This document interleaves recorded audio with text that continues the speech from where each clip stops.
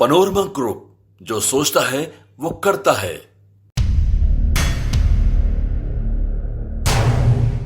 नमस्कार, news for nation देख रहे हैं आप और मैं हूं सानिया आपके साथ। बिहार में चुनाव के ऐलान के बाद से ही सियासी सरगर्मी बढ़ती जा रही है।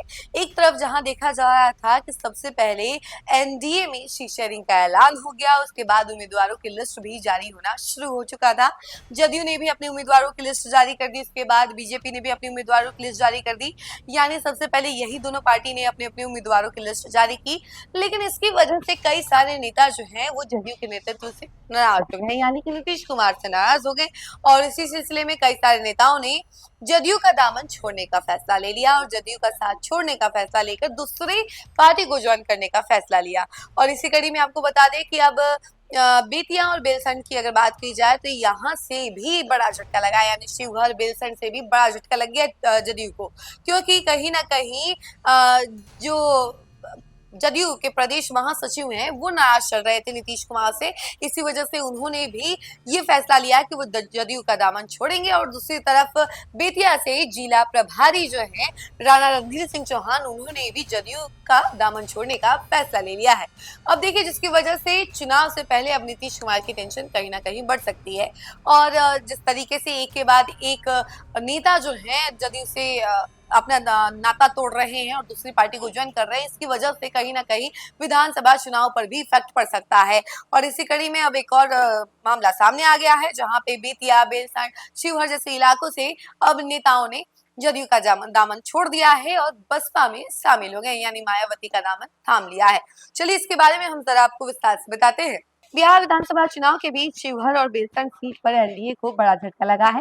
जदयू के प्रदेश महासचिव और बेतिया जिले के प्रभारी राणा रणधीर सिंह चौहान ने पार्टी छोड़ बहुजन समाज पार्टी यानी कि बसपा का दामन थाम लिया है और सोमवार को अपना नामांकन दाखिल किया। चौहान की पत्नी सुनीता सिंह चौहान 3 बार बेलसंड से विधायक रह चुकी हैं, जिनमें से 2 बार उन्होंने जदयू के टिकट पर जीत हासिल की थी। इस बार आखिरी क्षणों में बेलसंड सीट लोक जनशक्ति पार्टी रामविलास के खाते में चली गई, जिससे असंतोष की स्थिति उत्पन्न हुई। चौहान का बेलसंड ही नहीं बल्कि शिवहर विधानसभा क्षेत्र में भी मजबूत जनाधार है। नामांकन दाखिल करते ही एनडीए की मुश्किलें बढ़ गई हैं।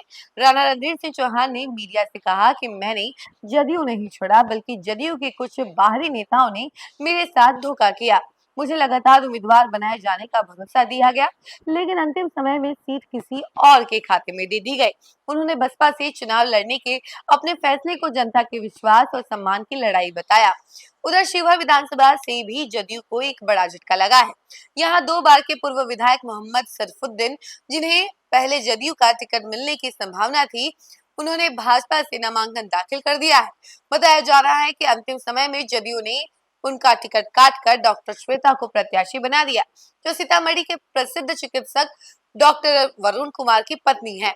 मोहम्मद शरफुद्दीन ने कहा कि मुझे टिकट को लेकर खुद मुख्यमंत्री आवास से फोन गया था, लेकिन बाद में अचानक टिकट काटकर बाहरी उम्मीदवार को दे दिया गया।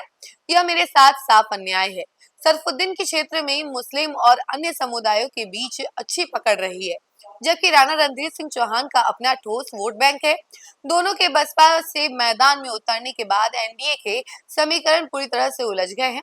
अब शिवहर और बेलसंड की सियासत बेहद दिलचस्प और जटिल बन गई है। एनडीए के भीतर असंतोष बढ़ने से विपक्षी खेमे में उत्साह है और बसपा ने इन 2 उम्मीदवारों के सहारे इस बार बिहार की सियासत में अपनी मौजूदगी दर्ज कराने का पूरा दांव खेला है।